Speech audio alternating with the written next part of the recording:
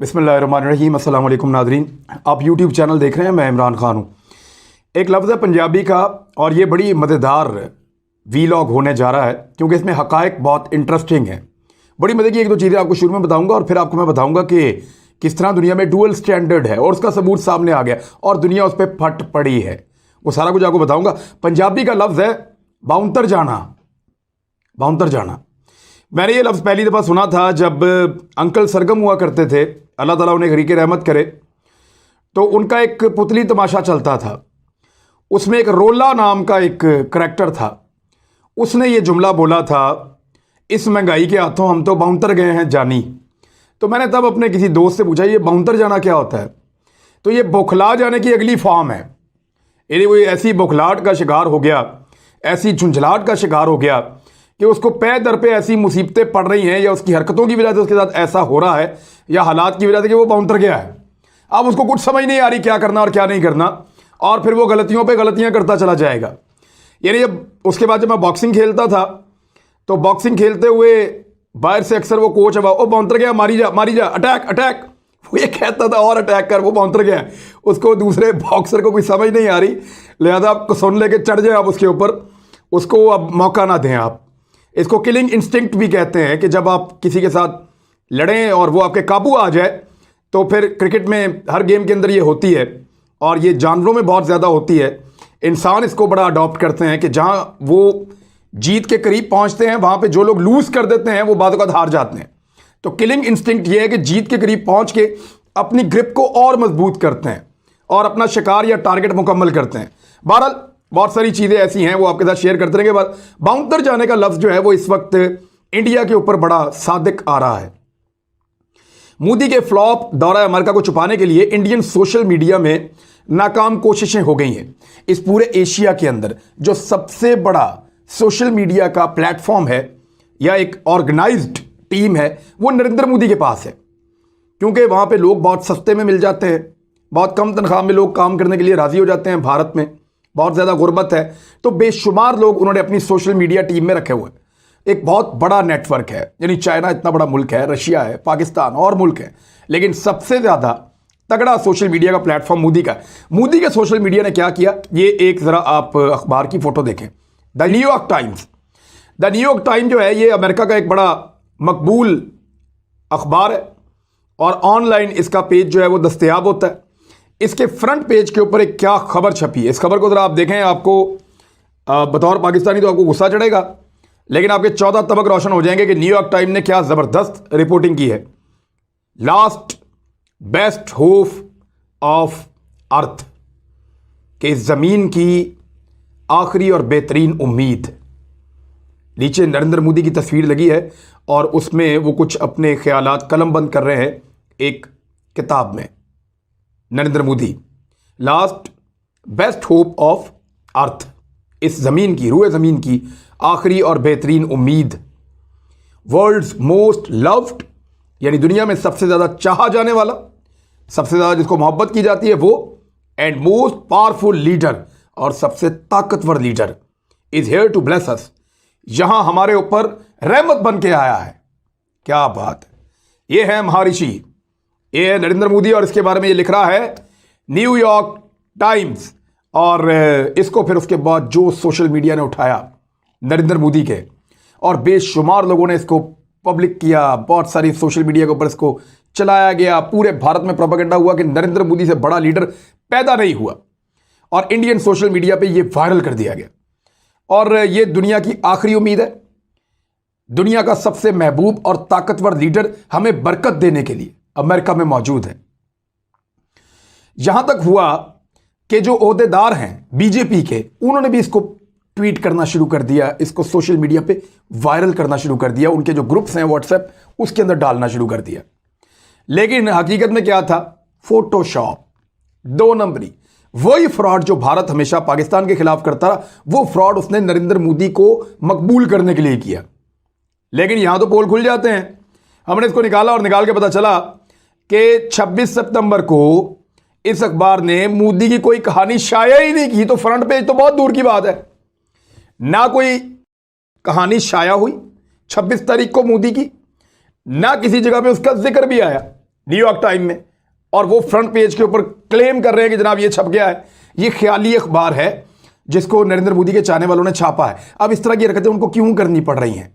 वजह यह है कि किसान हर जगह एहतजाज कर रहे हैं, जहां मोदी जाता है लोग आगे खड़े होते हैं, हर बंदा उसको फाशिस्ट कह रहा है, उसको जालिम और जाबर कह रहा है, और उसके ऊपर तनकीद हो रही है। किस लेवल की तनकीद हो रही है? यानी अमेरिकी सदर ने उसको गांधी की याद दिलाई कि यार गांधी भी तो था ना यार आपका लीडर। अदम तशद्दुद का फलसफा, क्या बात है। आप हमेशा लड़ने की बात करते हैं, जाओ अफगानिस्तान पे हमला करो, जाओ चाइना पे हमला करो, जाओ तिब्बत को छीन लो, कश्मीरियों को मारो, शरीयत के कानून नाफिज करो। ये क्या चल रहा है? तो इसलिए उसने इसको शीशा दिखाया जो बाइडन ने। और उसके बाद कमला हारिस जो उनकी वाइस प्रेसिडेंट है अमेरिका की, उन्होंने भी इनको इंसानी हकूक के ऊपर तनबीह की है।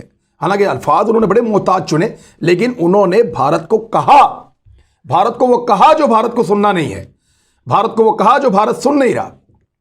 और इंसानी हकूक का मामला भारत के गले पड़ने वाला है आने वाले दिनों में। ये आप मेरी बात लिख कर रख लें। वो ज्यादा देर तक इससे बच नहीं सकता, वो ज्यादा देर तक दुनिया की आंखों में धूल नहीं झोंक सकता। भारत को इन सारे सवालों के जवाब देने पड़ेंगे आने वाले वक्त में। बहुत बड़ी खबर है जो मैं आपको देने वाला हूं। अमेरिका नहीं, तालिबान और दाइश के जंगी जराइम की तहकीकात करूंगा। ये किसने कहा? यानी चाइना कह रहा है, रशिया कह रहा है, बाकी मुल्क कह रहे हैं, तालिबान कह रहे हैं, सब ये मुतालबा कर रहे हैं कि अमेरिका ने और नेटो ने, ऑस्ट्रेलिया ने, बाकी मुल्कों ने, बरतानिया ने जो जुल्म किया अफगानिस्तान में आम शहरियों के ऊपर, और जो जंगी जराइम किए, जिस तरह से लोगों को कैद किया गया, जो गैर इंसानी सलूक किया गया, जिस तरह लोगों को हंट किया गया, यानी शिकार खेला गया लोगों का, उनकी उंगलियां काट के उनको ट्रॉफीज के तौर पे अपने पास रखा गया, जो गैर इंसानी सलूक लोगों के साथ किया गया। आज हम शिकार पे जा रहे हैं, कौन मारेगा ज्यादा बंदे, जाके बंदे मारे, उनकी वीडियोस बनाई। जिन लोगों ने यह जुल्म किया, जिन्होंने ड्रोन्स के ऊपर वीडियो गेम की तरह बंदे मारे और मासूमों को, निहत्थे लोगों को कत्ल किया, उनके ऊपर जंगी जराइम का मुकदमा नहीं चलाऊंगा, उन पर तहकीकात नहीं करूंगा। हां, तालिबान और दाइश के ऊपर तहकीकात करूंगा। करें, तालिबान पे भी करें, दाइश पे भी करें, लेकिन अमेरिका और बाकी मुल्कों पे क्यों नहीं करेंगे आप? ये कौन कह रहा है? ये कह रहा है चीफ प्रोसिक्यूटर आलमी अदालत। ऐसी अदालत जहां इंसाफ ना हो, जहां यह देखना पड़े कि इसके साथ करना है, इसके साथ नहीं करना। ऐसी अदालत जो फैसला इस बुनियाद पे करे कि उनका जुर्म पकड़ना है, इनका नहीं पकड़ना। ऐसी अदालत, इसको सजा देनी और इसको नहीं देनी, हालांकि जराइम चाहे मिलते जुलते हों, चाहे वो ज्यादा बड़ा मुजरिम हो, ऐसी अदालत को आप अदालत कहेंगे? कभी भी नहीं। खबर आपके सामने रखता हूं। बैनुल अक़वामी फौजी अदालत ICC का कहना है कि अफगानिस्तान में जंगी जराइम के हवाले से तहकीकात में अमेरिका के बजाय सिर्फ तालिबान और दाइश पर तवज्जो मरकूज की जाएगी, क्योंकि वसाइल की कमी है।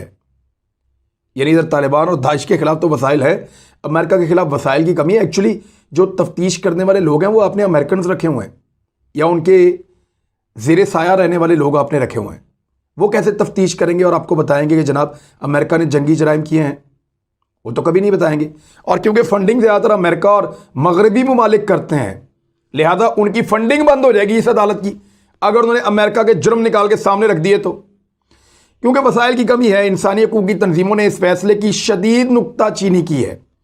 ICC के नए चीफ प्रोसिक्यूटर करीम खान पीर के रोज कहा कि वो अफगानिस्तान में जंगी जराइम की तहकीकात दोबारा शुरू कराना चाहते हैं, लेकिन इसमें अमरीकी फौजियों की तफ्तीश के बजाय सिर्फ तालिबान और इस्लामिक स्टेट या ISIS जो है, दाइश, उस पर तवज्जो मरकूज रखी जाएगी। उन्होंने एक बयान में कहा कि तालिबान और दाइश खुरासान के खिलाफ जंगी जराइम की तहकीकात का फैसला अफगानिस्तान में हालिया पेशरफ्त की रोशनी में किया गया है। चूंकि तालिबान ने अफगानिस्तान का इक़्तिदार संभाल लिया है, ऐसे में उनकी हुकूमत के तहत जंगी जराइम की किसी आज़ादाना तहकीकात की तवक्को ही नहीं है। यानी तालिबान की इसलिए नहीं कर सकते कि वहाँ हुकूमत है उनकी, और अमेरिका की इसलिए नहीं कर सकते कि पूरी दुनिया में उनकी हुकूमत है और हम उनके ज़ेरे कंट्रोल काम कर रहे हैं। ये तो साफ बात है ना। मुल्क के अंदर दुरुस्त और मौसर तफ्तीश का कोई इम्कान नहीं है। जंगी जराइम की तफ्तीश क्यों रोक दी गई थी, ये भी सवाल है। आलमी फौजदारी अदालत ने अफगानिस्तान में मुबैना जंगी जराइम की तफ्तीश 15 बरस कबल शुरू की थी। गुज़िश्ता बरस इसने जंगी जराइम के हवाले से मुकम्मल तहकीकात शुरू करने का ऐलान किया था। लेकिन अफगान हुकूमत ने यह कहते हुए तहकीकात रुकवा दी थी कि वो खुद ही इसकी तहकीकात कर रहे हैं। अमेरिका तफ्तीश से मुस्तस्ना करार दिया गया। करीम खान का कहना है कि आईसीसी के महदूद वसाइल की वजह से तफ्तीश का दायरा कार सिर्फ तालिबान और दाइश के जराम तक महदूद रखा जाएगा। मैंने अफगानिस्तान में अपने दफ्तर को हदायत की है कि वो तहकीकात में मुबैना तौर पर तालिबान और दाइश के जराइम पर तवज्जो को मरकूज रखते हुए तफ्तीश के दीगर पहलुओं को बिल्कुल तरजीह ना दें।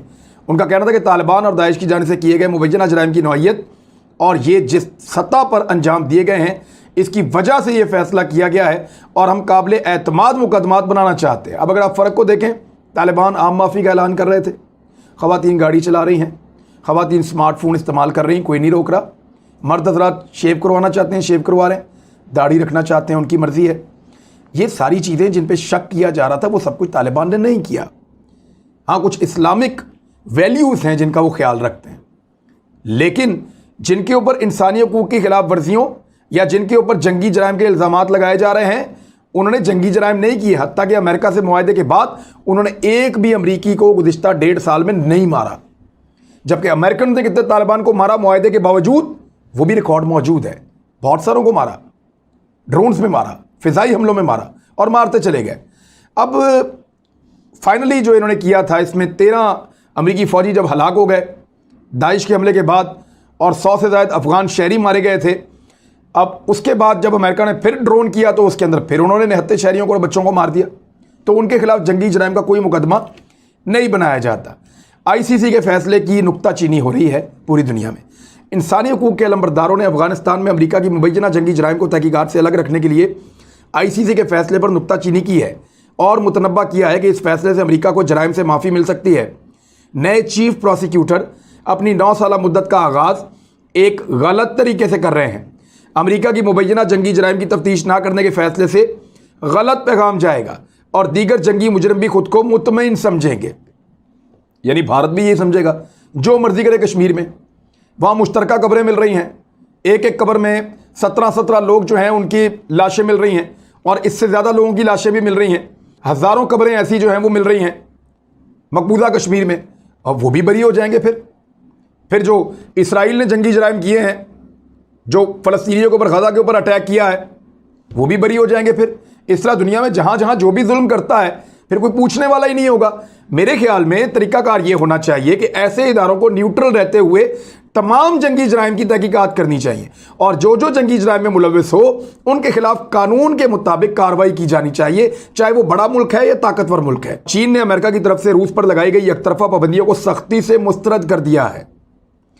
यानी इससे पहले अमेरिका किसी मुल्क पर पाबंदियाँ लगाता था तो कोई दूसरा मुल्क बीच में बोलता नहीं था। रशिया बड़ा अरसा अकेला अमेरिका का ये अताब सहता रहा है, लेकिन अब वक्त बदल गया है। अमेरिका ने रूस के ऊपर पाबंदियाँ लगाई, चीन फ़ौरन मैदान में आया और सख्ती से उसको मुस्तरद कर दिया। बीजिंग में वजारत खारजा की तर्जुमान ने कहा कि चीन अमेरिका की तरफ से दूसरे ममालिक पर इंसानी हुकूक के बहाने यकतरफा पाबंदियाँ लगाने को सख्ती से मुस्तरद करता है। उन्होंने कहा कि तमाम ममालिक को इख्तलाफात को बराबरी की बुनियाद पर मुज़ाकरात के ज़रिए हल करना चाहिए।